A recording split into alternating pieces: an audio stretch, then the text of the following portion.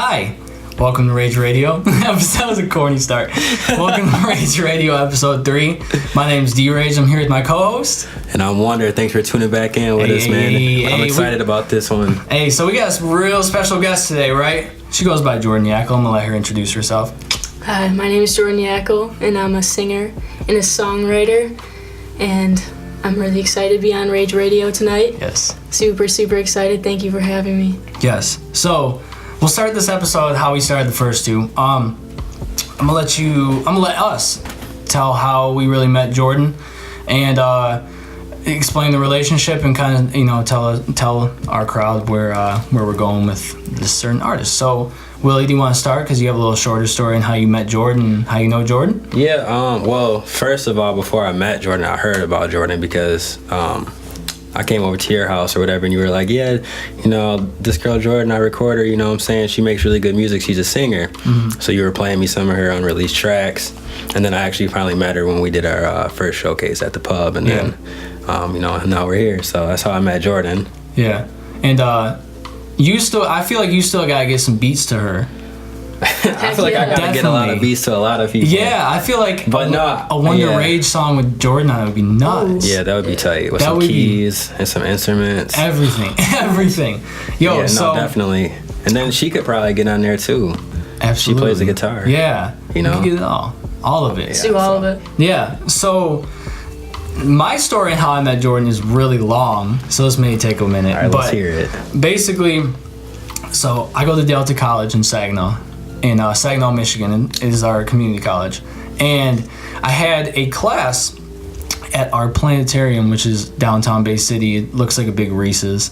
and basically, I met her. I had an accounting class with her, and I hadn't even talked. I don't even think I talked to you for the first couple weeks, I think. No. Right? First couple weeks, I never talked to her. Like, I always knew she was in my class, but I never, introduced myself to her. And, so we're going through the class, and we ended up getting put in a group together, and I had no idea who she was. I didn't know if I should be talking to you, or if I had no idea. I had no idea what kind of person you were. So I think I ended up just introducing myself. I remember you asked me if I had gum. Yeah. And I was like, shoot, is he asking me because my breath smells like, is that a hint to eat some gum right now, or what? Yeah, and yeah, I do remember that low-key that I asked you that. And I just remember vibing with you really good. Yeah. First time I really met you, I knew you were super nice. I knew I really liked what we talked about in class. And I can't remember, were we talking about me having a studio? Well, so first I kind of knew you before because introductions and stuff. Mm-hmm. And I heard that you were a music producer, and I was like, yeah, I thought it was so cool that you could stand up in the class and be like, I want to produce music. That's what I do. Mm-hmm. And I was like, whoa, I've never stood up in a introduction in class and said, oh, I play guitar and sing, because it's a hard thing to do. You know what I'm saying? It's self-belief though. Yeah, you got it. And he did. I got all of it. And I thought that was so cool. And I was like, I need to meet him.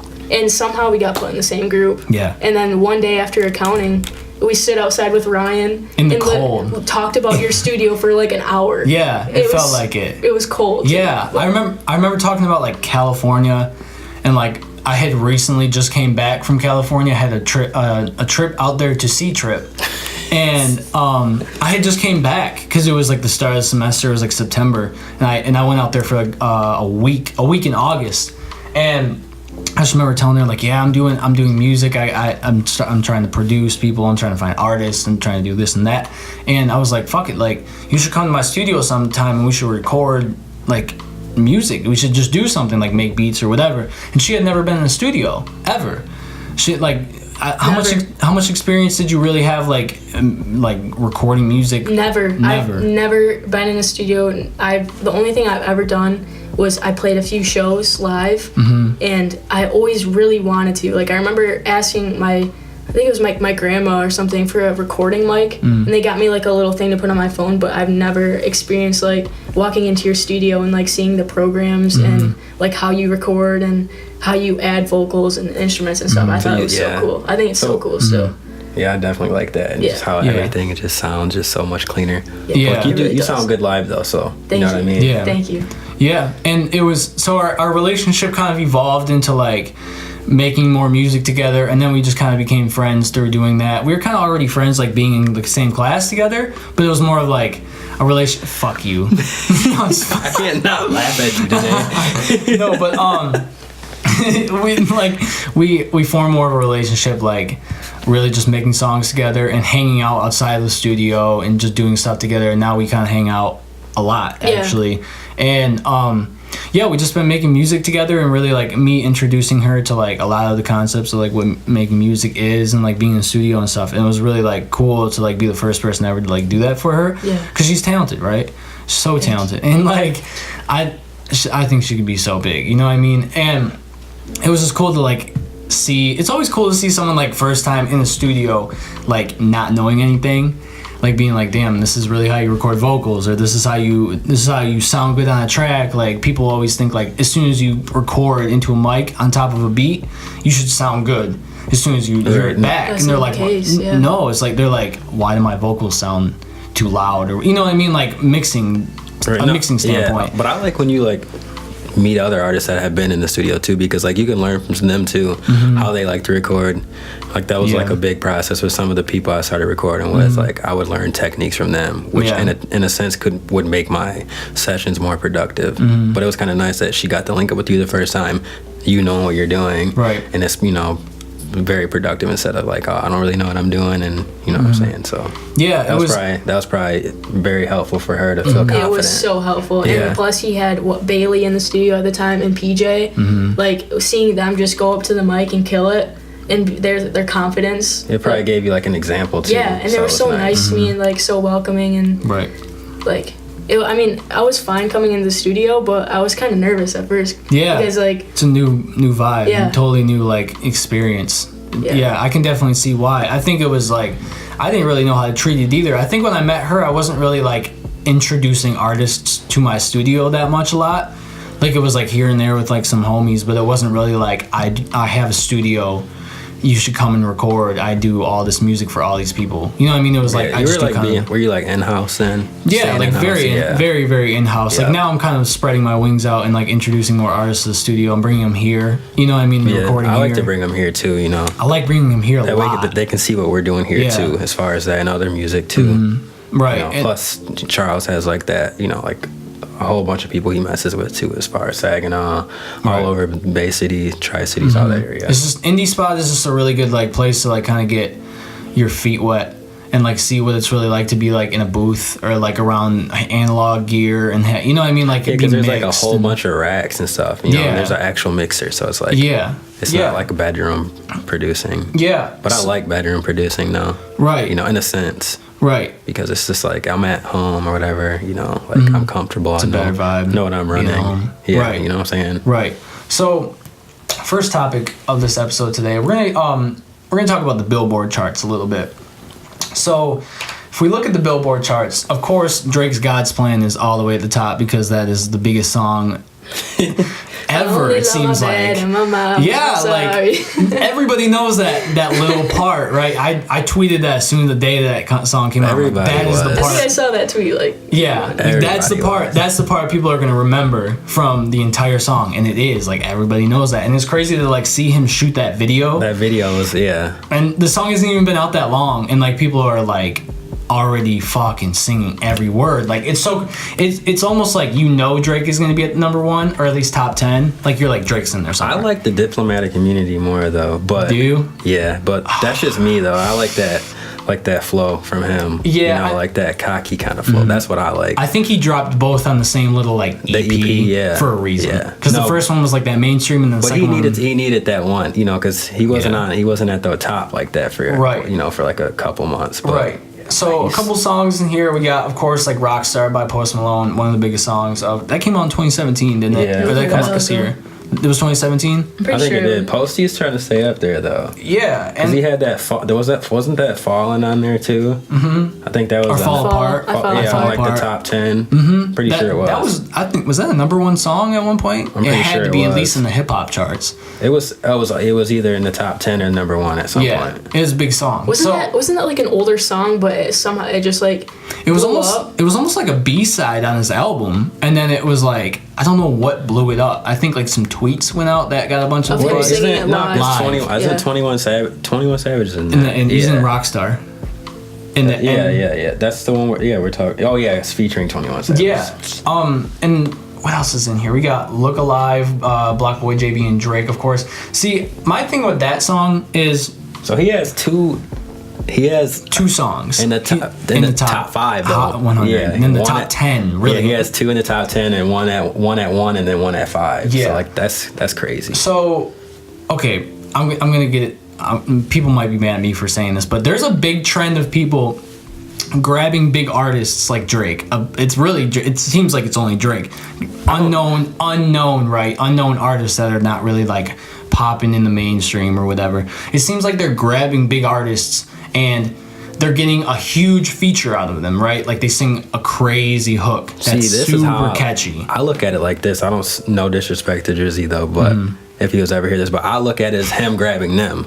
You think so? You feel me? That way, because he's trying to create a longevity. You feel me? So if you grab someone that's young and hot, you know what I'm saying, and you get in there with them, you could basically crossing over, like, you know what I'm saying. That's kind of like a trap scene, but he can also cross back over to the pop scene too. He can do anything. So I feel like that's, in a sense, I feel like it goes both ways. A little bit of him grabbing them, and them obviously trying to grab him to get that they want to get their first #1, or you know what I'm saying, be in the top 10. You know what I'm saying, because he's a hit maker.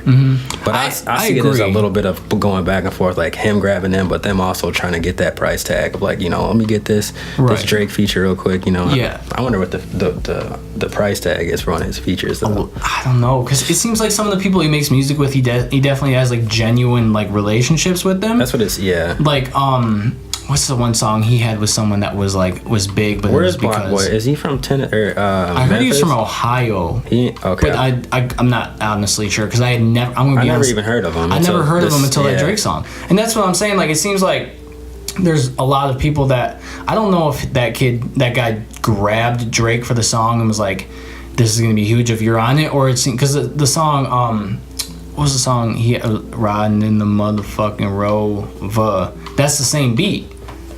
I can't. It's not Look Alive, but it's the Look Alive. It's like the remix of Look Alive or whatever. It's the original though. With Block Boy, you talking about? I never even heard it. Yeah, and that's Look Alive is the remix. Yeah, I've never heard it. Yeah, so I could be wrong. I really hope that's right, but I don't know. It just seems like there's a lot of people that they'll grab a hit maker, right?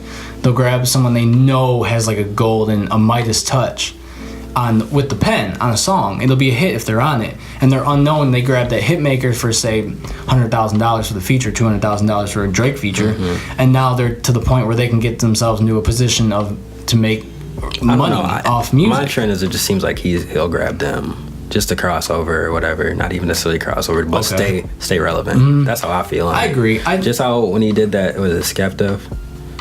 Yeah. That British rap. Are you talking about More Life? Yeah. Yeah, there was but like that's what I'm interlude, I think it was called. Yeah, like, you know what I'm saying, but like they probably like it's hot over there, that kind of rapping that they do, but it's huge. He's like, he can get over and be a star in, you know, Britain now. Right. You know what I'm saying? Like he's trying to get, you know, artists under him. But I don't know. I mean, are you on the Hot 100? Yeah, I'm still on there. Yeah. What do you think of it, Jordan? Like looking at some of these songs, do you really think like All the Stars by Kendrick and SZA? It's an amazing song, but like it just seems like there's so much like songs that I don't even know how to describe it. Like I don't know if the Stir Fry should be up there. That's what I mean. Like songs where it's like, it's almost like the song, because it's such a big meme song. But that's in the top 10 though. Top 10, right? It's still up there. I feel like with the Billboard top, like I don't even pay attention to that honestly. Like I like the all the Stars. I like the Ed Sheeran song, "The Shape of You." Like that could that could be up there before it's Stir Fry. You feel me? Right. It's even like NF Let You Down. Like the dude's from Gladwin, I think. Oh. Heck yeah, NF. NF is they from have some Gladwin. good songs. It's from Gladwin. one rapper. Yeah. NF. Yeah. Oh, from Gladwin itself, the city. Oh, I've never even really heard anybody else from like NF. NF. Yeah. Hey, he's number 12 right now too. So like that's crazy and that's not that far from a kid from Gladwin, Michigan, is in the Hot 100, almost in the top 10 Hot 100. 2 away from 10. That's amazing to me. So I don't know. I guess like the point I'm trying to make is that the Hot 100, obviously there's no like, they don't judge a song on like, oh, this is just trying to get in, this is just a money grab, so we're gonna put it in the Hot 100, or this is genuinely a good song. You know what I mean? Like there's obviously, they're not sitting there thinking about that before they get in the Hot 100. It's just like, is this song popular or not? It's just that Drake's always gonna be in the Hot 100, right? Until he retires or he just dies. You know what I mean? Like I think Take Care. It's not biased or anything. In the 200 still. Because weren't me and you talking about this? How they'll like the albums will like come back around. They'll like jump into the top 200. Especially when someone like dies. Yeah. Like Prince when Prince passed away, all his albums were in the, you know what I mean? Like it's, I don't know. I have a weird opinion, I guess, on like the Hot 100 and what I think of it and what the songs are in there and why they're on there. But then again, like, you know what I'm saying, they might have some radio ties too, because obviously if you know someone at the radio station, have different people, if you're paying them off, you know, a payola, you know what I'm saying, you can go ahead and get your stuff going on the radio station. Right. And you know what I'm saying, that's obviously going to go towards being in the top 100 or whatever, or top 10 from the 100. But yeah, no, when you're famous like that, though, too, like radio stations are gonna try to get the hottest song or from the latest Drake. Yeah. I mean, if you think about it, like, so it's kind of cooked in a way. I feel like, because if anyone like every time he releases a decent song, you know, the DJs from the radio station want to put it on. It's all they're getting spins. So it's like unlimited constantly. If you any terrestrial radio stations around here, the same songs are on there constantly. So it's a weird topic, I guess, for me. Like, do you ever listen to the radio stations like when you go out of town though? I listen to a lot of XM. See, I like you'll see like when you go to Miami next week. The radio stations be booming, like playing this shit. And then like my friend Joey, his stuff be booming down in North Carolina too. Some people, and I just watched a Boy Wonder lecture, a Red Bull lecture where he was talking for like an hour and a half, and he said Canada, like Toronto, maybe it was just Toronto, but Canada in general, I think he said, does not have like a good radio station for like music at all. When I went there, I don't really ever remember like listening to the radio station. Because you know what I mean? Like honestly, like Boy Wonder was talking, he was like, I haven't listened to the radio in years, because we've never had like a radio station pop up that was like playing the best, like what we want to hear, like what they want to hear. You know what I mean? So it's crazy that there can be a Miami or like a California where they have a bunch, or a New York that has all these big radio stations that are playing. But they play hits though. Like they don't just play like current stuff. They like, you know what I'm saying, they play some nice old school stuff. Yeah, like they have people curating it. They have a good like selection of music. Yeah, I definitely think we could do that. You know what I mean? That's the plan. You know what I mean? Like being an artist and being able to pick, like I make music and we also pick what goes on the radio station. That I feel like we'll just have like such a brain for picking songs. You know what I mean? Picking songs, or anybody that does a radio station that has some involvement with like how music is made or makes music themselves or is around people that make music. I feel like, or if they just listen to music, you know what I mean? Like A&Rs, stuff like that. Like they know exactly what songs to pick and how to pick it and, you know what I mean, where to put it and stuff. I don't know. I just know I like what I like though. Yeah, I'm kind of stubborn when it comes to music, but I mean I like, you know what I'm saying, I don't know. Right. So we're obviously on episode 3, right? We're rolling pretty well. We already got our third episode. So really, I just want to talk about like how well these are going so far, right? Yeah, like right now though, like from the first time we did this to now, like it's already like we have so much more synergy. Everything's coming together. It's natural. Like it's just coming. It's fun. Right. We got a lot more equipment set up. You know what I'm saying? Like. It's and then easy. We even know what we're doing in the back for the controls and stuff too. So like it's simple. It's really a lot easier than like I thought it would be. Yeah, but we're, you know what I'm saying, we're also fortunate enough that we didn't have to like have a whole bunch of stuff to come in to having to put everything together too. Put our money into. Yeah, so it's kind of nice. It's definitely nice. So that, you know, we got to shout out Charles for that. Right, and the whole indie spot. I mean, Jordan, how does it feel to really be in like a first interview? Like, what does it feel like to? I don't know what to do with my hands. No, I'm just kidding. I'm just kidding. Yeah. No, it's so cool. Like. just like you were saying earlier, just to be in this type of environment, like with the control and like the sound booth and in this room, it's cool. It feels legit. Like it is legit, but it feels cool. Like I feel like I'm on. I think it's just that artist in you. Like this is like where you want to be though. Yeah. Yeah. You know Like it's cool. like this is where I want to be. So I feel good every time. I watch Breakfast Club. I don't know if any of the people on live or anything, like if you guys watch Breakfast Club or anything, like I watch this shit all the time. Like Hot 97 interviews every day. So I watch it I usually watch it every night though. Do you? Yeah. I watch a lot of like shout out like No Jumper.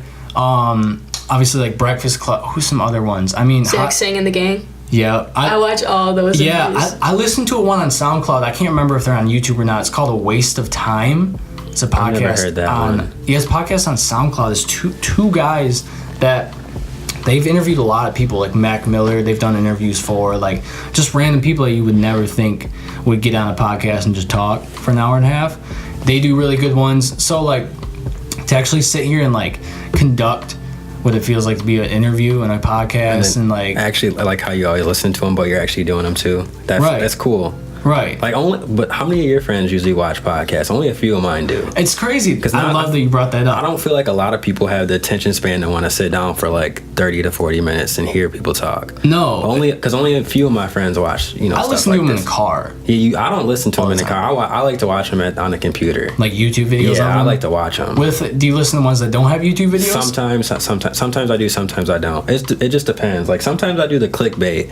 You know, like where it'll be like, oh, whatever, like Birdman says that Lil Wayne's album is gonna come out. Like that's clickbait, and it won't even be. They won't even say anything about the album, but I'll just click it. Yeah, and you'll watch the whole thing anyway. And it won't even be a video or anything. It'll just be them talking or whatever. But no, like I started like.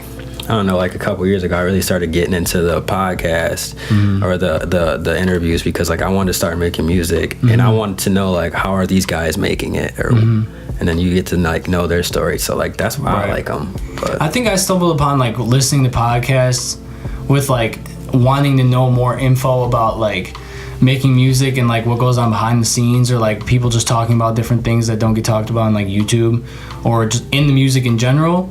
Like I think that's so interesting to just listen to like a Joe Budden and hear somebody that makes music talk about shit that has nothing to do with music. What was it? The one that he was on that he just left. What was it called? I forget. The the one on Complex. Yeah. What was that called? It wasn't. What's it called? Oh fuck! I forgot the name of it. I can't remember what it is, but I know what you're talking about. Yeah. I feel really like bad. that one. I love that. I think like Academics and like Joe Budden go back to. Have you ever watched that, Jordan? What? I can't think of the name now. No, I don't think so. I would look it up real quick. I'm gonna look it up. I think like it's just like a morning show with DJ Academics and Joe Budden and what's the girl's name, dude? I can't believe we're on a podcast live right now and talking about another show and I can't think of the show. It's the Everyday Show. How did you forget that? Fuck. Okay. I knew it, but I just couldn't think of it. I'm gonna check it out. Yeah, it was so he used good. to get so mad though. That's why I liked it. But he's a meme, right? That's how you get traction, right? Is to be a meme. I hope I'm a fucking meme, right? We're gonna make you a meme, Griffin. How pissed you think he was when the Migos dropped that on him? That video. It's like and call him Joe Budden. That shit was so funny. Dude, I wouldn't honestly if I was Joe Budden, I'd be like, bet.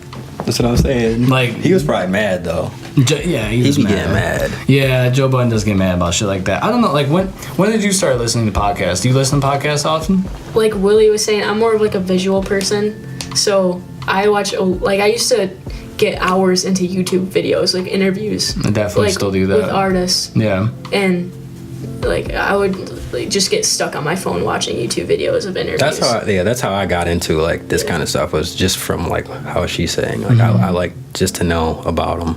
It's interesting. It is. There's something cool about like, yeah, you can listen to their music, but watching like, do you watch Breakfast Club? Like, which ones do you watch? No, I don't actually. What do you watch? I don't even know exactly what interviewers, but just like my favorite artists, I'll watch their interviews all the time and like see how they act. Because they might be on the Breakfast Club or wherever. I'm sure they could be are. on all types of different outlets. Yeah. They always act. Does it seem like they always act a little different than you thought they did in person? on the air. Yeah, like on like when you watch a video, like damn, like I really didn't think that. Like I thought they would be a little different in person. I thought they'd talk more in person. I thought they'd talk less, or they act a little more shy in person. The trend I've been getting is like they seem to have like, I mean, they probably know what they're going to be talking about, but they can hold pretty good conversations and stuff like that. Yeah, like there's a couple of people I know I've watched. I watched the Moneybags. I watched the Moneybags Yo one. I liked his. Well, was Breakfast Club? Yeah. I didn't watch that. It was Breakfast Club. I liked his though. I didn't think he was gonna speak that well. I watched he sounds country, but that's. I mean, I like that, but you know what I'm saying. Like he, you know what I'm saying. He makes sense. Yeah. You know what I'm saying. He actually has a good conversation with the host. He did. And I watched one right after. I think it was right after Tyga and Kylie broke up, and it was on Breakfast Club, and you know Charlemagne. He's on there talking that shit as soon as he walks in the fucking room, right? And like it was just, it's crazy to be like in a position where like you're interviewing these people and like your job, like Charlemagne's job in a sense on the Breakfast Club is almost like he's become to like he fucks with the artist, right, that comes in, or you know he makes sure that a meme comes out of the episode, you know, like that's his fucking job if you think about it, you know, like it's crazy to me that you can be on a morning show and that's your fucking job. You know, right. Like I don't like Charlemagne. I don't know. I'm not gonna say anything because we're on the air, but my thing with that is like, but I don't know. He seems like an instigator. Yeah, because like when I was watching the one with the Migos or whatever, he like said some shit, and the Migos manager was like, "Bro, what?" And he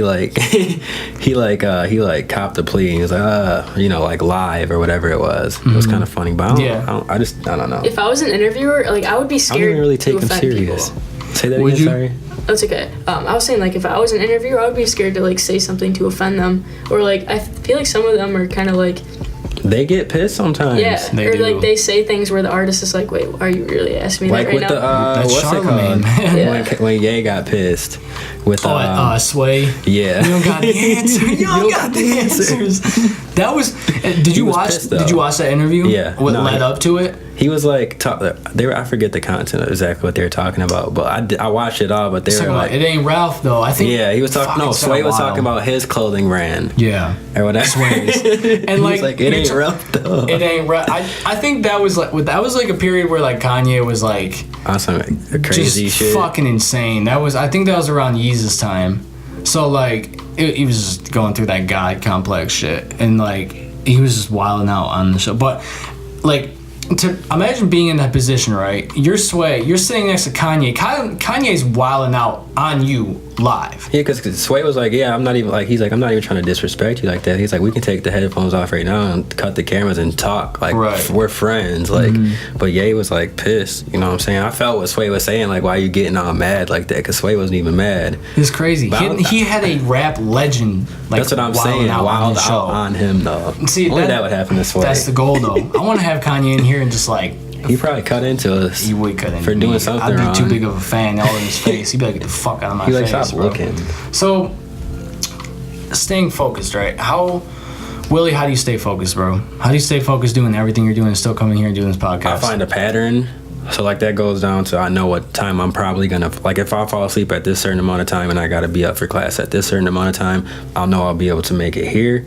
I know I'll be able to get my homework done. And if I have to work too, like, you know what I'm saying, I can either, sometimes I work in the morning before school. So like I know like even if I stay up to like 3 o'clock, like I can still get up and go to work at 5:30. But it's all about changing. It's all about. I'm not like that. But it's changing my perspective. That's how I stay on top of it. So like if I have to be up for work early, and I stay up late, and we're gonna probably stay up late for this tonight. Like I say, all right, I'm just going home to take a nap. Like. So, see, I don't take naps. I'm like Drake. I call it a nap though because it's like changing your perspective. So like, all right, I'm not that tired when I wake up, or I won't feel as tired, or I'll just convince myself I'm not that tired. But I'll find a pattern. You know what I'm saying? That's how I just kind of stay on top of it, and then try to not break that pattern. So like that way I stay focused. Because how many hours of sleep you get a night? I normally get probably like 7 to 8. I mean, I'm just saying on nights that like these kind of nights, like when I know we'll be up later, like. It's just budget your time, really. You budget your time to say, change okay, I'm my not perspective. Yeah. So like, and then I'll just like, you know, I'm thankful that I'm in this position to be tired too. Right. You know what I'm saying? Because I'm working, so like it feels nice. That's just kind of how I stay you know, on top of it. And then balance too. Like, you have to have a social life too. At least try to.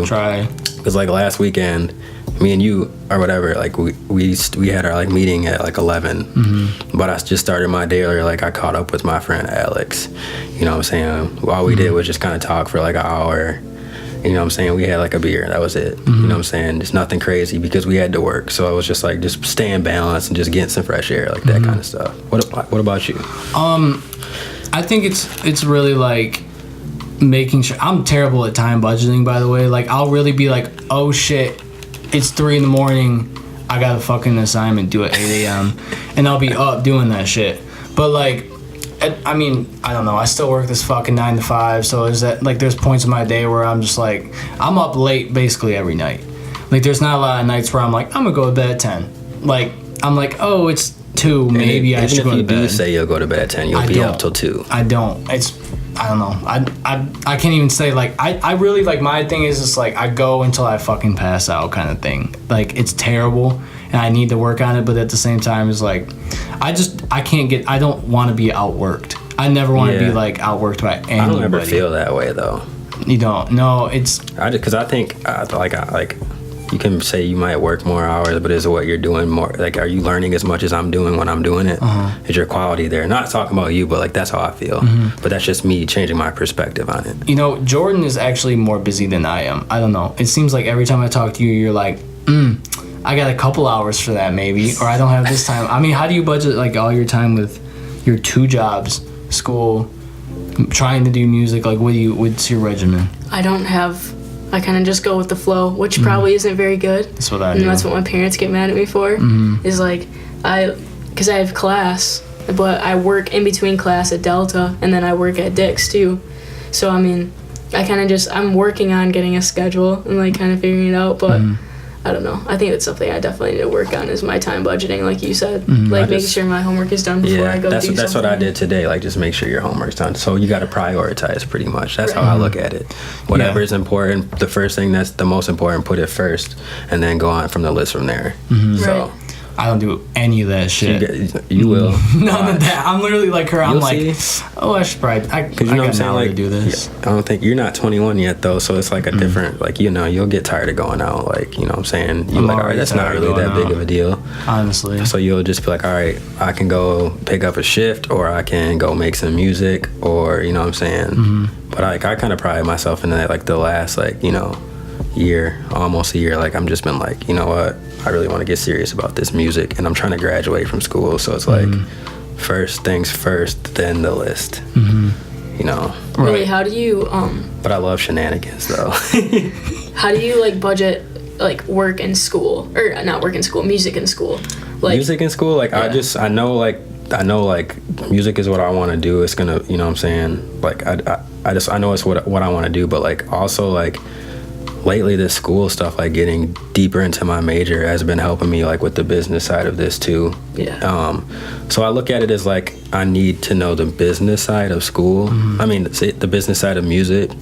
So like I kind of just like wrap it around music. It's like everything involves in, like, music comes first for some reason, it seems like. So like, but it doesn't be like, so I'm sharpening the sword, like, all right, I need this school to do better at music aside for the business part. So that's like, I guess how I tie it in. It's like neck to neck. And then work for me, like a job, that's just my source of income. Like I could get fired tomorrow and I really wouldn't be that mad, because there's plenty, like if I have to work at McDonald's, I work at McDonald's. I'm not ashamed. Like there's plenty of minimum wage jobs out there, so like I don't really care about work like that, but I like my job though. It's fun. What do you think of the whole 9 to 5 thing while trying to do a career in music or something creative? What do you think of it? I like it in a sense because you always got to have a hustle, like, you know what I'm saying? Like whether it's a side hustle or your main hustle. So like it's nice to, like, you know, it would be nice if I was making more money out of music and then still having my job, because like I'm still like, that's more money, but like I don't like it, you know. It gets in the way, like it almost seems especially like on the weekend distraction, you know what I mean? Like I see when I have to work, it's a distraction from what I really want to be doing. But like, do you feel like that on the weekends, like on a Saturday, like you could go like out to Detroit or something, if you knew someone out there that had a studio and you could like, you know, go out there, because, you know, Vince asks us to go out there all the time. I feel like I'm always working on Saturdays, and I can't. Yeah, that's the only thing. It's like the weekends with jobs.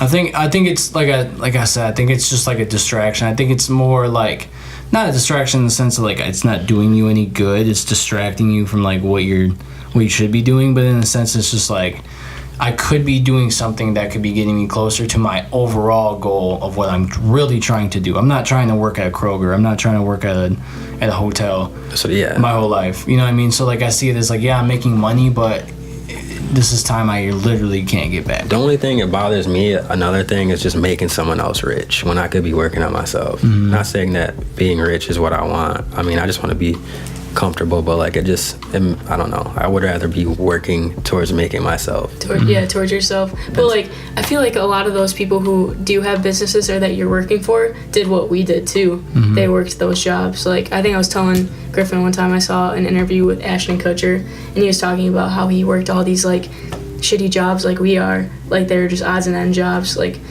we got to though. Yeah, we have to. We can't be out here broke. Yeah, and that's how you build your character. Talking about we're making music. And that's the thing is like artists, like you were saying, like all these artists work 9 to 5s, right? Whether it's you're at McDonald's or you're selling drugs, that's a 9 to 5, right? Until you are doing exactly what you want to be doing, or are at least getting money, some kind of revenue from something you're actually like enjoying, like music or whatever, like getting to that path of where you want to go, you're working a 9 to 5. You could be unemployed. You're working a 9 to 5. Whether it's for studio time or studio equipment. Right. You're because working. At the end of the day, everything costs money, right? Exactly. You need to spend money to make money, or you need to spend money to get to that next opportunity or whatever. Like eventually you're going to have to spend that money. So you need to find some source of income. And that's why I think a lot of people kind of get tripped up when they start something like a business or they start something like a radio station or something. You know, they're like, oh, I have all these ideas. But then when it comes down to the point of like, oh, you do have to kind of put your money forth you have to have do the money. this. You have to put it up. That's why it's nice. They get tripped up because they're like, damn, like I had this great idea, and they're like, yeah, but it costs $1,000 a month to do this. You know what I mean? And they're like, fuck, there goes my idea. Or if you really just would have budgeted some time or really just saved up from that shitty 9 to 5, you could be doing what you really love to do. Or they give up at that. It costs $1,000. They don't want to spend it. Yeah, but then what do they spend it on? Weed or video games, something stupid, food. Definitely food. Definitely food. Like, all of it. And then, like, you know what I'm saying? Some people don't like to pay for studio time either. Like, oh, you're charging me for the studio. Yeah, but all their favorite artists did. That's the thing. That's what I'm saying. Like, well, all their favorite artists how do you think? Okay, so that software was free. These plugins are free.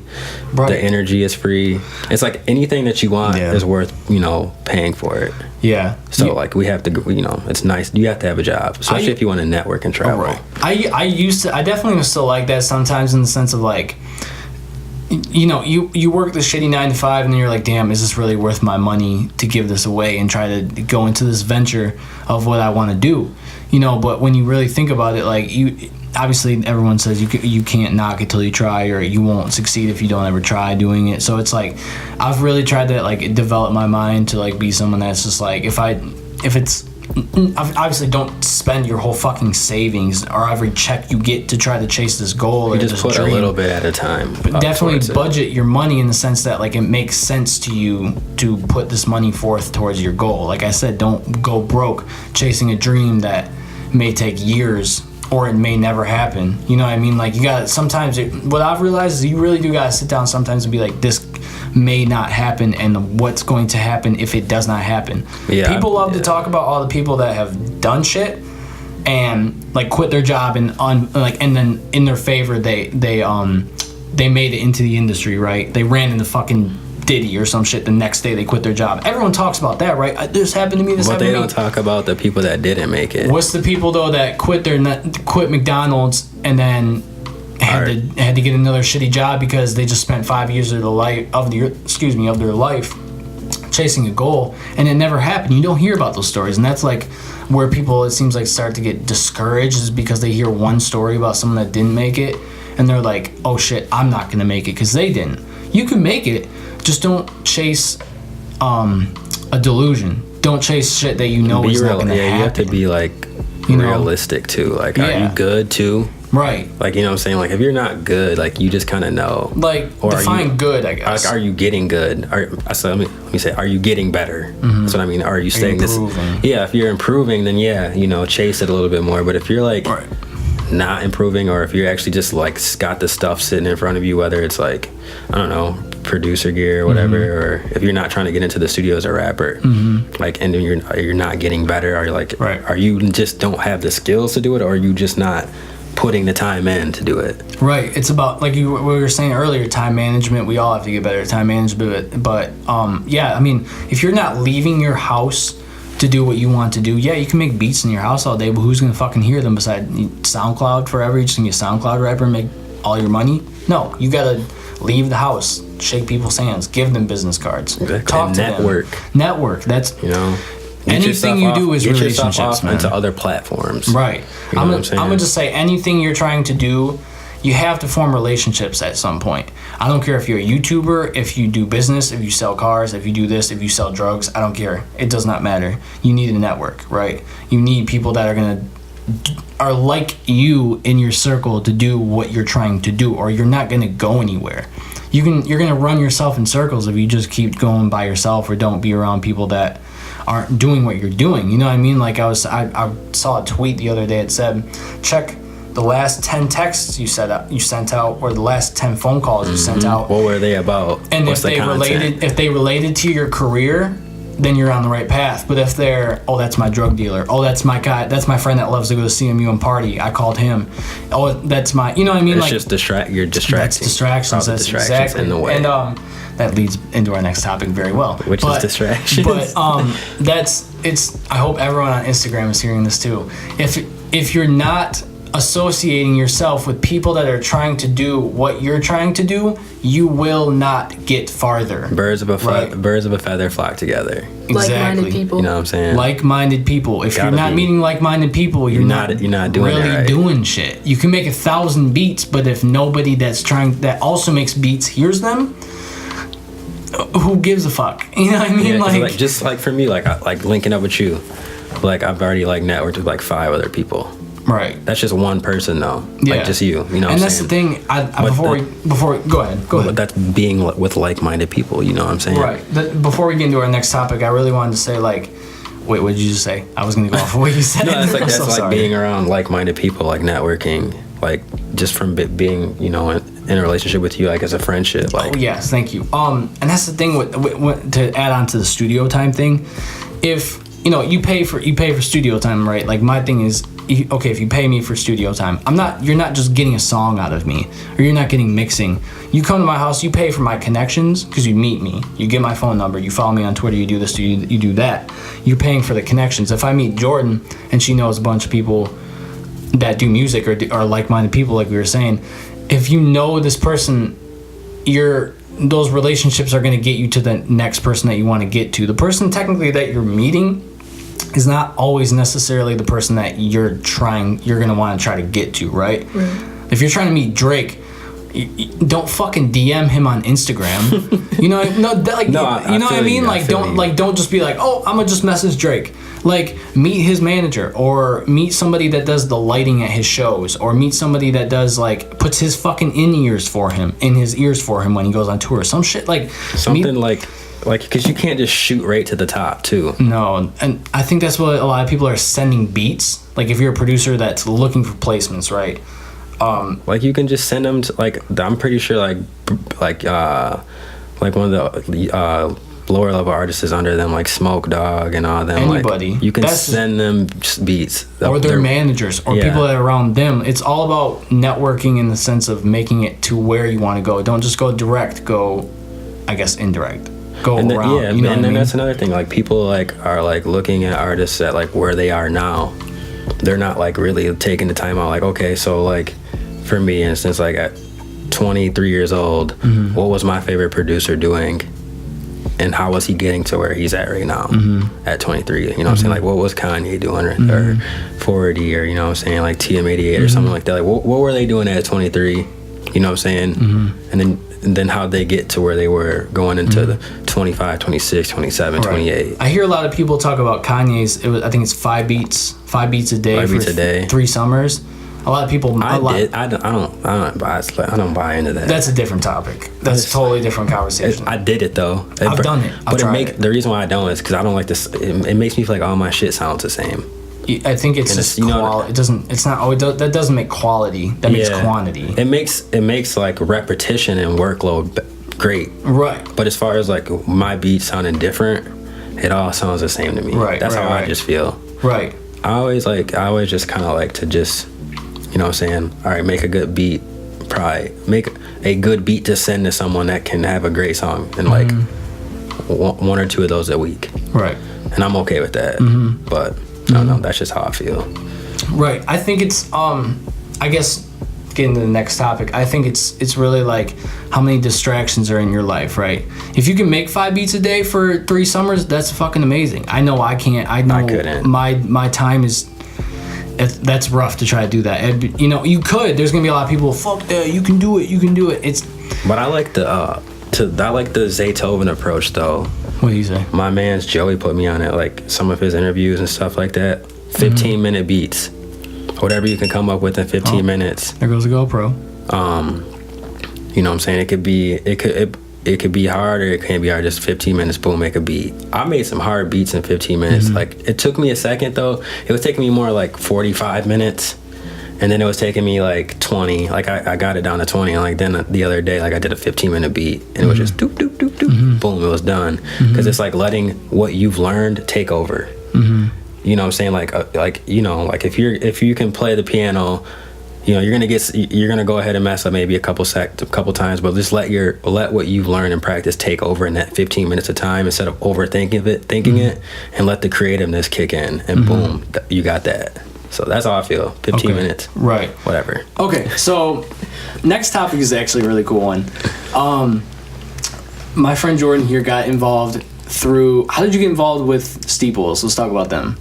Do you want the long story? The longest story you can tell. All right, so it all roots back to meeting you, honestly. Okay. So when I first met you, like you saw, I was starting to get back into posting like videos on Twitter and stuff. Are we on Facebook? Okay. Yeah. And so like I started posting covers, and this was when I kind of like saw Chelsea Cutler, and I posted a cover of Chelsea Cutler's song, and she retweeted it, and I was like, oh, that's pretty cool. So like I got a bunch of likes and stuff, and there was this one guy, his name is Taylor James, really, really talented guy. I don't know if he's watching it right now, but so he liked it and like retweeted or something. So I went and looked at his videos and saw his videos, and I was like, damn, he's really, really good. And I saw that Quinn commented on one of his videos, and so we started messaging back and forth, and he's from St. Louis, Missouri. And so we started talking a little bit. We FaceTimed. He was super, super cool guy, really down to earth, liked his music. He's making his own music. And so he introduced me to a band that he was doing some filming for, and they hit me up on Instagram and were like, hey, do you want to do a song with us? And I was like, heck yeah. And like the thing with that is I would never have been able to do that if I wouldn't have known you, because of the recording. And like I had no tools to do that or anything to send that to them. So like it was just like a line of things that happened, and I felt like it was just crazy. So long story short, we recorded it, listened to the song 1,000 times probably. Yeah. But hey, when we recorded the song, I'm saving this live video too, so Steeples can come back and watch this segment about talking about them. But no bullshit, we probably listened to this Steeples song, recording it, like, dude, I'm talking about 100 times to record it, and that's not bad. Like, I really don't want them to like. Can you give them a? Hey, will you go press that button real quick on the Instagram live, so where she keeps going? Can you tell them what's coming though? Yeah, it's Which one is it? No, is it out yet? It's not out yet. Okay. It's not dropped, I don't believe. I need to touch base with Eric on that. And okay. So okay, we're back on her live too. Okay. No, the song is called Drunken Some Bar. Drunken Some Bar. And basically, when we first listened to the song, it was they had wanted her to feature on it, and it was like a super poppy, like I've never really recorded this type of song before. to get on a feature, but of course if she's gonna feature on it, I want her to get that exposure. So I'm like, absolutely, I'll record it for you. So listening to the song a couple times, it kind of got like the vibe of like what it was like. I wish we could play it right now, but I actually don't. It's not out yet, right? It's not. I don't believe it's out yet. I have to talk to Eric and see when that's dropping. But yeah, and so we recorded it, and like really all I can say is just like it. I really like the song. I love what Steeples is doing with it. I think their music is amazing. I think it's very poppy, right? Yeah, it's more poppy, but it has a real different sound to it than most like pop music you listen to. Like I'll listen to it in my car. Like they sent me a preview. I've been listening to it. Yeah, Quinn's voice is like very unique too. Did you say that's your first? Especially Quinton. Oh, Quentin. Yeah, the guy, the main singer from Steeples. Ryan. Oh, his name's I'm Ryan. so sorry. No, that's okay. No, his voice is so unique. Yeah. Like when I heard that Drunken Some Bar song, I was like, this doesn't sound like anything. No, his voice right is so unique and so cool. And like even live, like they have YouTube videos of them doing acoustic lives, and I was like I love listening to them, and that's I think a big part of why I like did it too, because I like them. I think they're unique. Right. Yeah, so I mean the whole story behind it is really just her getting her first feature on a song, and then actually being a really, really good song. And because sometimes in your career you'll do your first feature or your first beat for someone, and the song they make out of it won't be like something you'll listen to. You'll appreciate it because it's your art and you have a hand in it, right? But it's not something like. No, I know what you mean. You know what you mean, like you would bang in your car. This song is not like that at all. It's like she got very lucky with her first feature being a song that's like very, very good, and a song that it's gonna be on a nice platform. Yeah, too, and you know what I'm saying? Like a song you'll love to show to anybody, because anybody will really like this song. It's just got that sound to it that is just, as soon as it comes on, you're like, this is really cool. Yeah. I was in the car with my mom the other night, and I get in the car and we're driving, and all of a sudden she starts singing it. I'm like, what? Like, you're singing the melody? Because I showed her like a little clip of it. Yeah. I don't know if I was supposed to do that, but I just showed her a little bit. It's okay. But that goes into the next topic though too. Was like, because is that your first or second song? It's my first actual song, like featured song. Yeah. Because I want to talk about your music. What's coming up? What do you have planned next as far as? Do you want to do a project, a full project? How do you plan on creating your music? Transition? Right. Well, like Griffin and I have been talking lately, and like we've been kind of working together for a little bit, but haven't really gone anywhere. Mostly because of our schedules, I think. But and me trying to really figure out what I want my sound to be is like my big thing. Because remember, the first time she's ever recorded or tried to professionally make music was like last September. It's February now. You know what I mean? Yeah, that's not that long. So it's the first months have really been just getting a grip on her style and what she's trying to do, and if she's trying to make like acoustic music, because she plays guitar really well and sings obviously, and just getting like a grip on like what exactly she's trying to do. You know what I mean? Because she had no idea. Yeah, that gives her more threats though. Like she can either sing a studio album or you know what I'm saying, or with no acoustic, or she can go ahead and do like live stuff. Yeah. So you're already doing shows too. So yeah, which is cool. Like Griffin hooked me up with some shows, and like I have some ideas for some upcoming ones. But I think my idea right now, which I'm inspired by you as well, is like I've been doing that acoustic stuff, but I really, really want to start singing with some like production songs too. Yeah, like I would like to hear that too. Like some SZA stuff, like what SZA does. Like you got a good voice, so I'd like to hear that. Yeah, and then I can always do acoustic covers of that, or like do acoustic lives with that too. So right. I mean, it's hard to turn an acoustic song into like a production. I think her focus is like. And it's so cool because like I'm very proud to call her like my artist and someone I really like work with like very closely. So it's cool because there's so much time and there's so much to do that we can mold what exactly she's gonna do.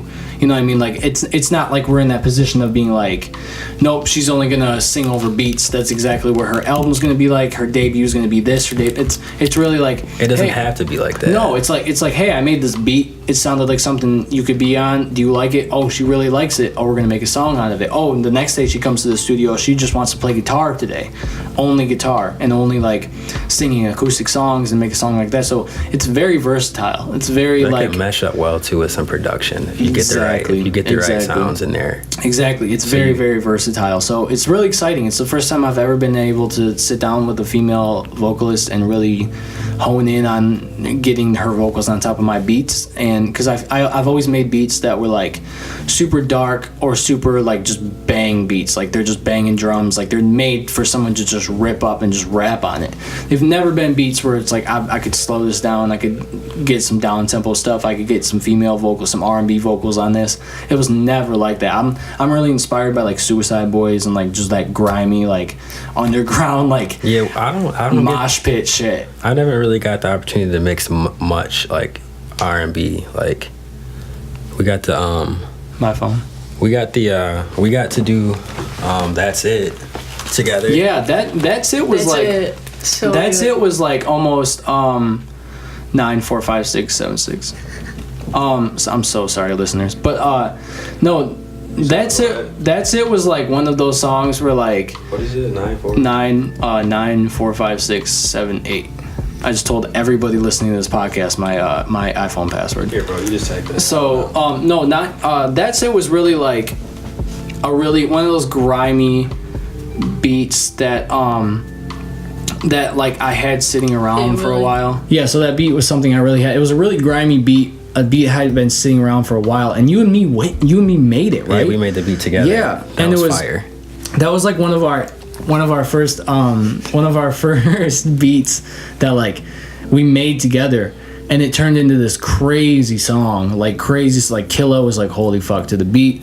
Rare was like I need to get on this, and then PJ got on the hook, and it was like oh my god, this song, and it got real nice views, and it was just a crazy experience to make a song like that where like it just came together so crazy, and all the studio sessions that were like dedicated to that song were like crazy. It just like insane too, vibes. Though. Yeah, like very, very productive. That month, bro, like from like December on has been like nothing but productivity out of all of us. Mm-hmm. But I was saying how like I don't get the luxury of to record many R&B vocal or record and engineer because I want to be able to do cool stuff with effects and stuff like that and time sequences and all that. But I don't really get that big of an opportunity too. But so like when we were like mixing it, like you know you were doing the majority of the mixing, but like obviously like I was like, you know, try that with PJ stuff because like that's stuff I would try with if I was mixing R&B and mastering it. Like it's fun. You can just do so much with it. Like when you were doing the echo on it with the reverb, the reverse reverb on there. That was hard. Right, and that's just like the creativity that music brings.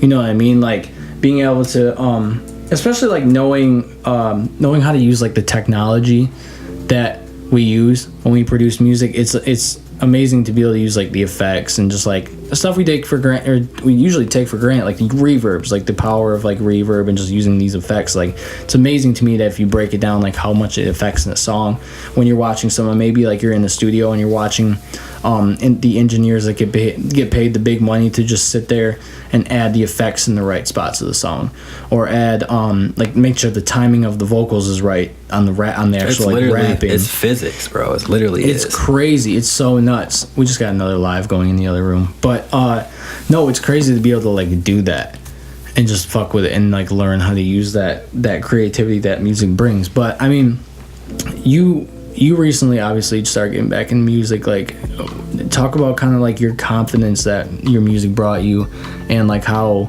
your creativity really came back when you started making music in my studio, or like when you finally picked your guitar back up. Yeah, no, like when I went to the Grand Valley, I kind of fell off. I was playing hockey and like just kind of like went on my own for the first time in forever. So I kind of fell off. I sold my guitar so I could pay for the last month of hockey that I had, and it was like the biggest mistake of my life. I was just like in a really bad place, and I came home and I borrowed my friend's guitar, and I was like, all right, I need to get a guitar. So I got a guitar, and like it just like brought me out of whatever I was in, honestly. Like it just gave me all those feelings that I had before when I played back.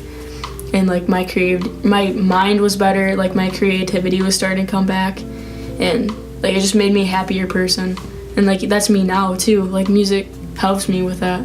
Like helps me with anxiety, like it helps me just like, I don't know, just like ground me. I don't know. Yeah, I definitely agree. I think music makes me like, affects my mood a lot. I know we talked about this. I think we talked about this in the Trip interview. The first one, I'm pretty sure we did. Yeah, I think we talked about that, and we were talking about just how music really like affects your mood when you're not even maybe just when you're making it, but like if you'll make a song and then afterward you just feel better about yourself. Yeah, like it's just you feel productive. That was a productive part of your day. It just makes you feel good. Like, I just got that done today. So like you're not sitting on your phone either. You're like actually using your brain stuff. And, like creating. It's like you're getting away from the world for a second. Yeah. That's how it takes like part of my fucking like spirit to like make a beat or make a good song. Like you really have to like invest so much of yourself into like making this song. If it's a good song, if it turns out to be a good song, most of the time like investing in yourself, or not investing, but yes and no, but investing in like that time to make that song, it takes a lot out of you. But it feels good though, like when you have it, great. When you have it and it's completed and it's like, all right, that sounds good, or that was better than what I've been doing. You know what I'm saying? Like that's what I like about it. Right. And it takes so much time. That's what I like. It just takes time. Like it just takes you away for a second. You just hearing everything, like, you know, from the T, just everything. Like I always play the vocals raw and stuff like that all the time. I just want to hear everything and just be away from the world and just listen to whatever effects I put on there, turning things down, you know what I'm saying, make sure everything's right. That's what I like about it. Right. You know? Right. So, I know. I think I'll be putting my soul in it. So. Exactly. That's what I'm saying. Like it really takes a lot of your soul to just make like a great song and make it in the best way possible. And you know what I mean? It just takes like a certain part of you to like do that. You can't just sit down and make a great song like boom, like without putting intense thought into it. Or you know what I mean? Like it just really takes a lot out of you to do that. So like recently though, like I've been getting into a little bit of writing too. Have you ever got to that point in your creativity as far as a producer yet? I can definitely write like verses, like rap verses. I can definitely sit down and write, you know, like bars or whatever. But like, I've never actually like tried to like write an entire song. I haven't really tried to do that. Like I always try to write hooks, and then like sometimes I just always tell Smook like ghostwrite some of it. Like just give me that hip hop vibe that I need. Like, all right, here's a word right here. Like that's what I mean. Like because I'm trying to get it. I'm trying to like get pushed by someone that's good at it to help me as a producer. So like I've been trying to get into like writing hooks, or like sometimes I finally feel comfortable enough to chime in when I say change that word up to that word, like when they're rapping. Are the mics on Facebook? Yeah. Okay. Yeah, I don't. It's weird. Like I've never wanted to be really like a rapper. I've never like been like, you know what, I'm gonna start rapping. Like I've never gotten like the inspiration to do that. So see, like that's not what I mean. Like, but one day in my career, like I want to actually like produce an album, like all the tracks, like write it and just write some of the stuff too, or just like give like, you know, do reference tracks and stuff like that, and then send them out to like people that I want to get on, so they can either change it up a little bit, like a party. Like write I want to do stuff because, you know, in a sense he's a writer, he's a producer. He does make his beats and stuff sometimes, not all the time, but like I just kind of want to do it as a whole one day. This is like at the ground level though for me. I mean, Jordan, is that something you could see yourself doing, like getting into like ghost writing songs and like writing songs for people, melodies, whatever? Like, would you be interested in doing that, or?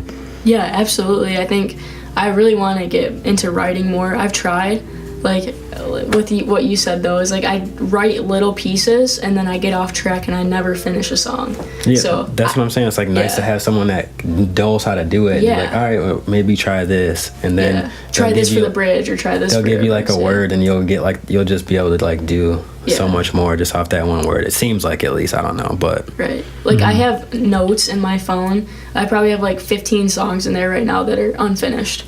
just because like I'll write a verse and then I can't find a chorus, or I'll write a chorus but I don't know what for a verse or a bridge or anything like that. So I really need to work on finishing my songs. That's what Rare was saying. He had a hard time writing choruses for the last hooks. Yeah. Like the last episode we were doing. I think a lot of ghostwriting could come into that though, like how you say you didn't finish the song. Even if you like gave that idea of that song to another artist and then let them maybe switch it up or go off of what you had and you get your credit and whatever, you guys co-write the song together.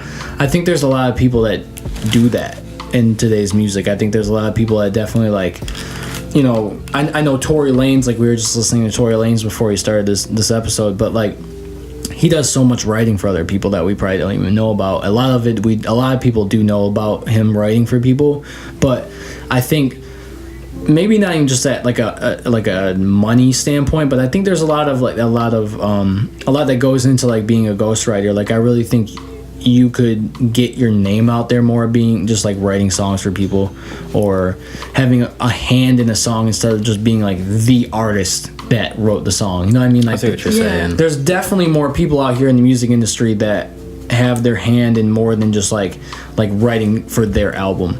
I definitely think like Drake, not to like go off of what Meek said about Drake that he doesn't write his own bars or whatever, but I think I kind of see where Meek was coming from, not in the sense of just like lash out at Drake, but in the sense of like maybe I don't know if this is what he was trying to say, but like I took it as he was trying to exploit that this does happen in the industry. But he also writes too, though. Drake also writes for people too. Yeah, that's what I'm saying. Well, I think Meek was just getting pissed. Like he didn't. Yeah. Like, well, you got all this hype and you didn't tweet my album, but low key someone's writing for your music right now. That's why he got pissed. Not because that's no one. I mean, I don't think people always go ghostwrite for Drake, but I see what you're saying. No, I think he was just mad at that standpoint. Like you're popping, but right now someone's ghostwriting for you. Right, and I agree. Well, I feel like a lot of artists have people in the studio with them to bounce ideas off of each other too. But and that's just like saying, oh, did you make that beat because what? Did you sample? How much sampling goes into hip hop? You feel me? Mm-hmm. So like, there's a lot of people that say stay away from sampling as far as like being sued for using someone's sample without clearing it. Well, yeah, but if you're gonna make money off, if you're not gonna make money off it, I make your samples. Mm-hmm. You know what I'm saying? I'm a sample-based producer. Like for right now, until it maybe like that'll change when I get into the industry more and have to like. See, that's one thing I'm glad I don't have to worry about right now. Right now. I sample a lot. It's hard. I struggle with sampling. You don't sample at all? A little bit, yeah, but not that much.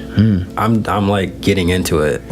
See, we're very different. We're very different in that sense of how we produce. I like to from create my own chord progressions and stuff like that, and then get my percussion going or whatever like that. But no, I want to I like the ideal sampling. I just haven't found the right maybe the right sample or how I want to go about it because I just have too many ideals. Right. What's really cool is like working with artists like Jordan, especially like people who can sing. You can make your own samples nowadays. There's a song we and Jordan worked on a song one day in the studio, and we ended up, I can't remember if we didn't like the song or like we just had to be done for the night working on the song. And I ended up, before she left, I ended up chopping her vocal up and making starting a whole nother song out of her vocal from a totally different song. So I think there's a lot more ways that producers and people that just make music that may do a lot of sampling when they do make beats or they make songs and they make references or whatever. I think there's a lot of ways you can get around it in the sense of just like avoiding sampling. You know what I mean? Like a lot of people say don't sample because you'll get whatever. I think it's cool if you can really do it. People do it all the time. When you can flip a sample and no one knows where it's from or they're trying to think where it's from, like that's very artistic. You know what I'm saying? Or putting your spin on something that you really like. I like it. I think a lot of producing started from sampling anyway. I think most of what they were doing back in the day was sampling records for drums. To get drums back in the day, you had to sample drums off vinyl. Well, if you have drum kits and stuff, that's kind of sampling. you have like a Ninth Wonder kid or something, like right, that's their drums they use or their signature, what their what it would sound like. So I mean, in a sense, I mean that's just all recycled though, in a sense. Yeah, it's just another whole hour conversation, basically talking about more content to come. Yes, but our final topic. I really like this last topic we're about to talk about. So, I fucking love reading books, right? That's why we started the show to talk about knowledge, right? Knowledge comes from books. What you guys explain, kind of like Jordan. I'll start with Jordan. Really, like what I know you read a lot. We exchange books all the time. What do you get from reading a book? What do you get from reading about stuff that you enjoy to like learn about and the knowledge that you get from them? I don't know. I mean, like when we first met, we sat down and we were like, "What books are you reading?" Like what? And we exchanged books, and like I think it's just like getting different perspectives from other people and like what they think on certain things, like the Mindful book or On the Verge that you gave me, like different. Shout out Trip. Yeah, shout out Trip for that book, but just like not even sure if he knows I have it still. but just like ways to like kind of calm your mind and like different techniques on how to get through the day or like right. I don't know. It's just you can learn a lot from them. That's the one book that I'm talking about right now. But right, I don't know. I think it's like I put out a tweet a while ago that said like if you don't, the people that have said like I haven't read a book since high school, those fucking people scare me. We were talking about this. It's like it's like if you don't use it, you'll lose it. Like sharpen your mind. Mm-hmm. Exactly. So like I don't read books technically though, but I'll tell you what I read in a second. But. Yeah, for you to say like, oh, I haven't read since high school. That's basically you're saying, okay, since high school, I haven't been interested in gaining more knowledge since high school, and maybe they weren't even if you haven't read since high school, you probably weren't fucking with reading in high school either. You're not doing the right things. Yeah, like look up something. Right, at least like, watch the news. Shit, I hated reading. Hey, we got some more people on live. I hated reading. Right, and when I was in high school, I was like, "Fuck that." I'm not reading. But then, like, I got to the point where it was like, I found books that really like correlated with what I wanted to actually learn about. Like, I'm sorry, I don't want to read about World War II for fucking weeks, dude. I don't care. I don't. I'm sorry. Like, sorry. Do you think that school should let kids like kind of pick what they want to read? I know some of them do, but like we're forced to read some things, and maybe that scares kids away from reading. I definitely think like there's still I think there's a lot of availability in like high school to like pick what you want to read, because like most high schools do have like a very extensive like library. Yeah. Or even if when you get into college, all colleges kind of have like a pretty valuable library. But yeah, I think like there's just something like you just don't learn about like what books can do for you, or what just reading in general can do for you when you're that young. It's almost seen as like, okay, we have to read textbooks when we're that young, right? All through high school, all through school, really. We have to read textbooks. So no one, once you get done reading a boring textbook that you're just not into, no one wants to go home and read, period, because you're over it, because you've been doing it for years. Or like you're forced, like being forced to do something I don't like. But right. Like if it's something that I'm interested in though, like I read. Like I don't really read that many books. Like I read like, I don't know, I'm kind of different, but I like mythology and history and folklore. Ooh. So like I like. You sound like you play. You do play World of Warcraft. But listen, I do, but I like stuff like that because like folklore interests me. It's like, like why do people believe in this, or I'm saying it all. Right. Even though it's like a tale, people believe it, so it's kind of cool. But I also just like history, not just folklore or something I like. But I don't know, like I'll sit down. You do not look like someone that plays World of Warcraft, reads folklore. Like I just like learning mythology and like about Greek gods and wonders out here reading that freaky shit. It's interesting to me, but none of it is. I can't really talk to my friends about it because they're like, dude, what the fuck are you talking about? Get on Fortnite. Like, why? But Fortnite, I be playing that with them now. That shit is crazy. I low-key got on there and you couldn't get off it, bro. Bro, it's addicting. You were like, yeah, bro, I'm about to run to Fortnite while we're doing this. Fucking in business meetings playing Fortnite. I'm like, dude, get off the Fortnite. Right. I'm that girl on Twitter that's like, what's Fortnite? I was low-key that guy on Twitter for a while that was like, what is Fortnite? I was like, what the fuck are you talking about? You're a guy and you're not playing it? Like, it took me a minute to get on, but it's free. as Squad fuck. up. Squad up. Hey, man. If I still had an Xbox, I'd say fucking play Fortnite with me, but no, we on the bigger and better things. Shout out all the people that play Fortnite. That shit is fun as fuck, though. The Fortnite? It is fun, dude. PUBG, too. That shit is fun as fuck. I don't know. There's some times where I really just wish I could just game for like a month and just get all those like... It's balance, bro. I'm telling you, gotta have some balance. Yeah. I'm a game at least once a week. I swear to God. I am. At least once a week? It's true though, but at least you're not doing it every night. No, at least once a week. Yeah. I'm gonna play a game that I like or want to play. Right. At least if it's for like an hour. I think it's just like relaxation. I have to. You know, damn, this podcast really got off topic. We kind of, I don't know. We went from books to Fortnite. Our topics are so spread out for this one. It was kind of like, for the first 2 episodes, the topics were so correlated. Now we're just like, okay, let's talk about the billboard and let's talk about Fortnite. It happens though. It doesn't matter. We don't got to stay scripted all the time. No. So Jordan, this is... Honestly, I don't even feel like I want to end this interview. This has not felt like a long interview at all, to be honest with you. But what would you really like to tell people about your future in music, your future about what you're trying to do, and what do you want to bring to the music community and just the community in general, the world in general, that you think is missing and that you would really like to show people that you can bring to a music community or just people in general? Like I said, you know, what can you bring to the world? I mean, like for starting out, I started out with just like a guitar teacher, and he really helped me kind of build my confidence and gave me shows to play and stuff, and I fell in love with it.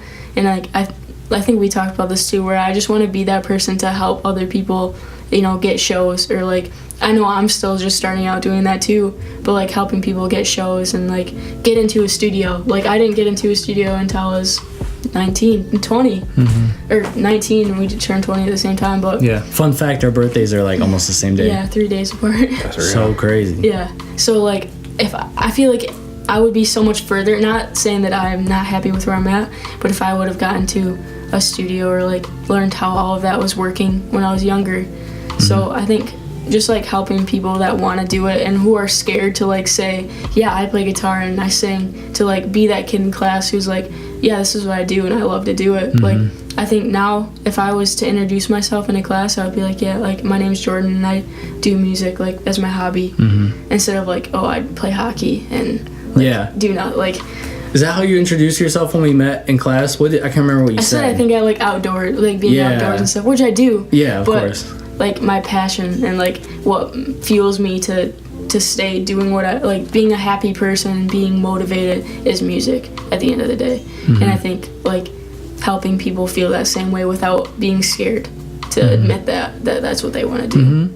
Would you say a lot of people are definitely afraid because like their parents don't agree with what music can do for you or what? Yeah, and that's me too. Like I'm scared because I want to make them proud and have a career as well, and I know that the way my parents are and a lot of other kids' parents are is they're like, go to college and don't like, I don't know, don't really focus on your passion if it's not lucrative or, you know, is kind of hard to get into. So my thing is, all I'm really gonna say about it is like everyone starts somewhere.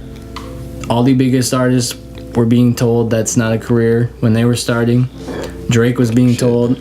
That was funny as fuck.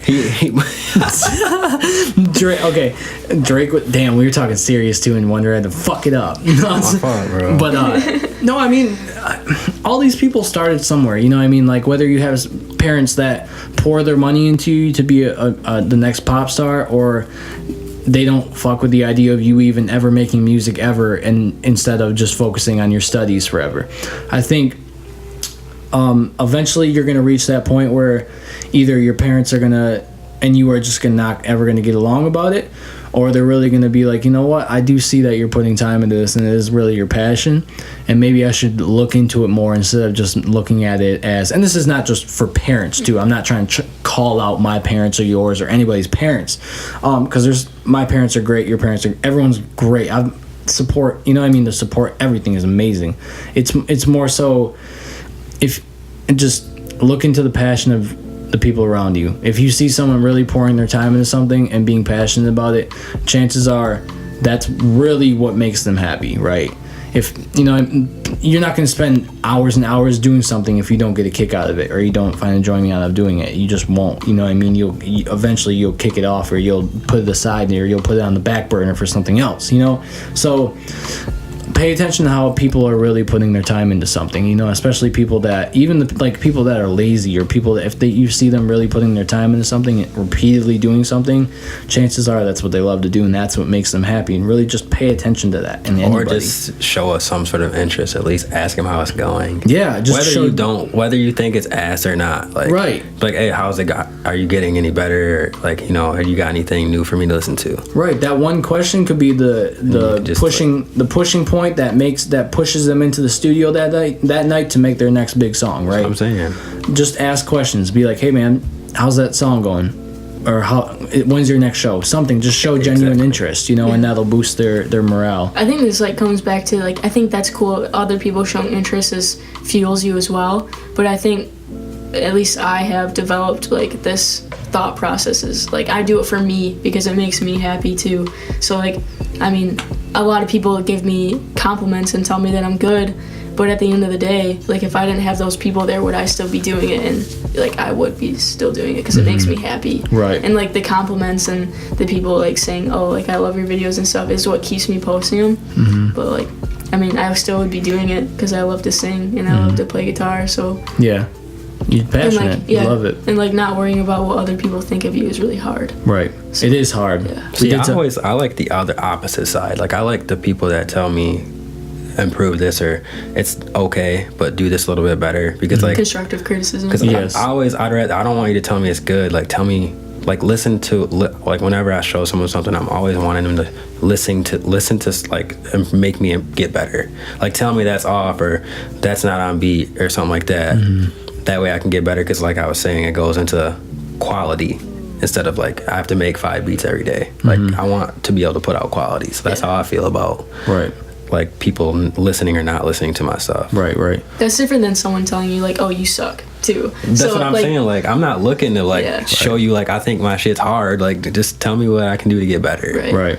No, I agree with that completely. Yeah. So Jordan, this has been a great interview. I love talking to you. I love hearing about what you're doing. I think everybody enjoyed this. I think all of our lives have been enjoying this. I think we got some great feedback already on this episode, just literally live as people were watching us. I think this is the most feedback we've ever got from an episode. We haven't even released an episode though, so this was nice for the people to be able to see, because we got we got 2 other cool ones, to show once we chop the tapes up and stuff. For sure. So yeah.